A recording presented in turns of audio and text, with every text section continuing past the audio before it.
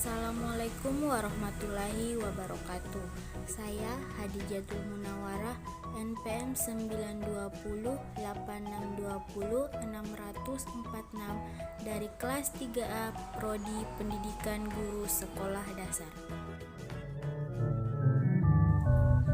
Baiklah, di sini kita akan mempelajari tema 4 yaitu globalisasi. Subtema pertama, globalisasi di sekitarku. Nah, adik-adik, kita sekarang berada di era globalisasi. Dapatkah adik-adik menyebutkan dan jelaskan fakta tentang globalisasi yang ada di sekitar kalian?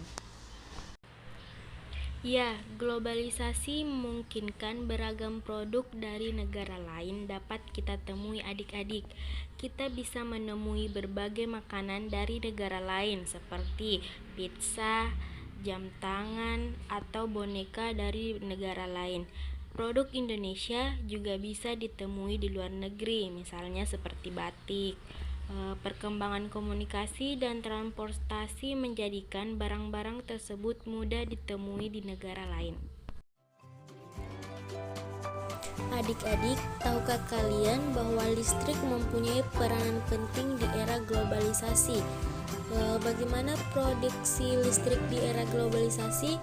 Simak penjelasan berikut ini. Adik-adik, kita sering mendengar bahwa abad 20 merupakan abad globalisasi. Berbagai peristiwa dari berbagai belahan dunia dapat kita saksikan langsung melalui layar televisi pada jam, menit, atau bahkan detik yang sama. Kita dapat berhubungan dengan sanak saudara, kerabat, atau sahabat yang berada di negara lain dengan mudah. Kita seakan hidup dalam satu desa yang sangat besar. Ya, listrik memiliki peran penting di era globalisasi. Tidak dapat dipungkiri bahwa globalisasi terjadi karena adanya perkembangan teknologi di berbagai bidang yang didukung oleh peran listrik sebagai sumber energi di dalamnya. Dengan ditemukannya televisi, komputer, dan telepon genggam, arus informasi kemudian menyebar dengan begitu cepat ke berbagai negara di berbagai belahan dunia.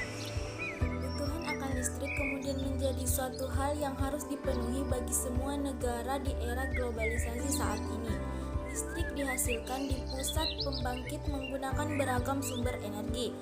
Pada pembangkit listrik tenaga air waduk atau sungai masuk melalui pintu yang diatur oleh katup pengaman.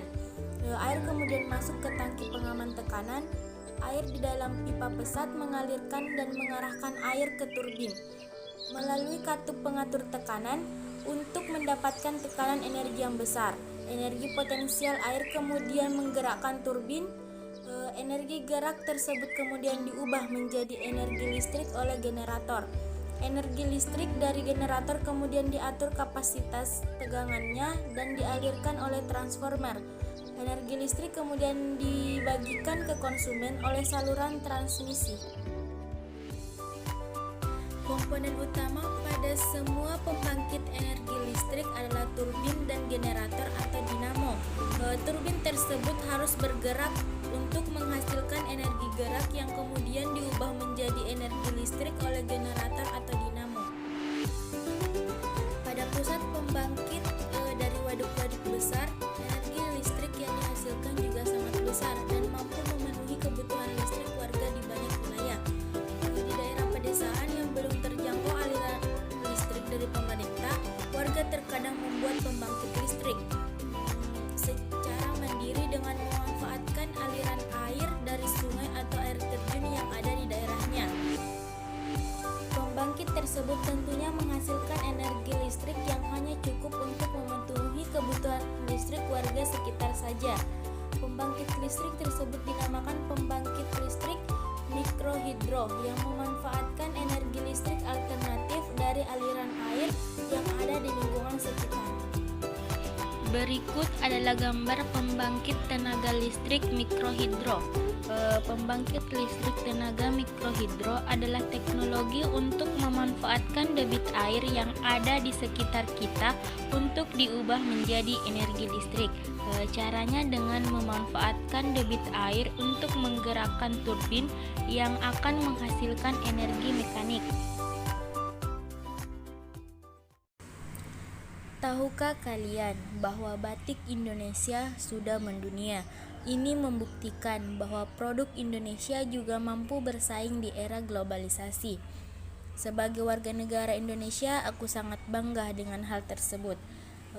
Baiklah, mari kita cari tahu lebih lanjut tentang bagaimana produk batik bisa mendunia. Hani merupakan anak seorang pengrajin batik. Ayahnya seorang pengusaha kain batik. Dahulu usaha ayah Hani kecil, ayah Hani terus berusaha mengembangkan usahanya sehingga kain batiknya bisa terjual sampai ke luar negeri.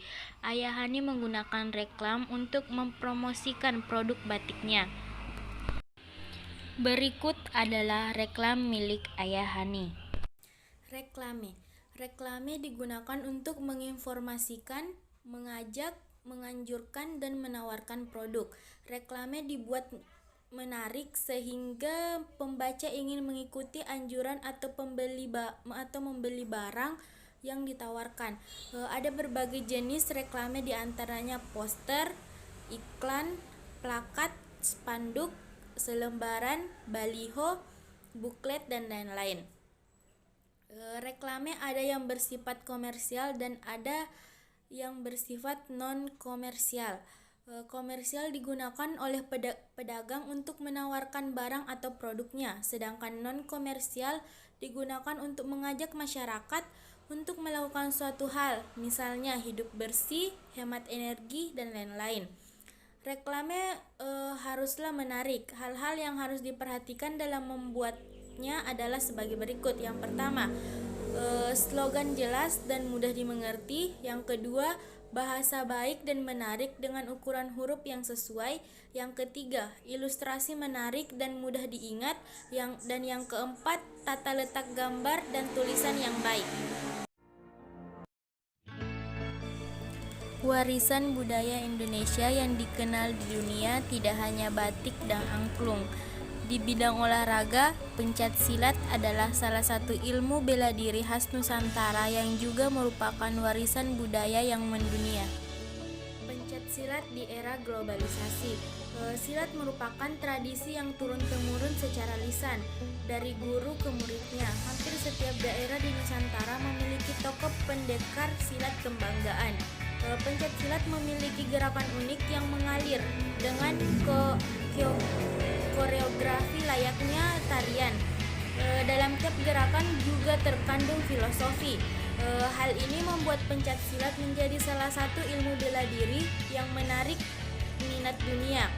Negara anggota Persilat, Persekutuan Pencak Silat Antar Bangsa, saat ini telah mencapai 47 negara.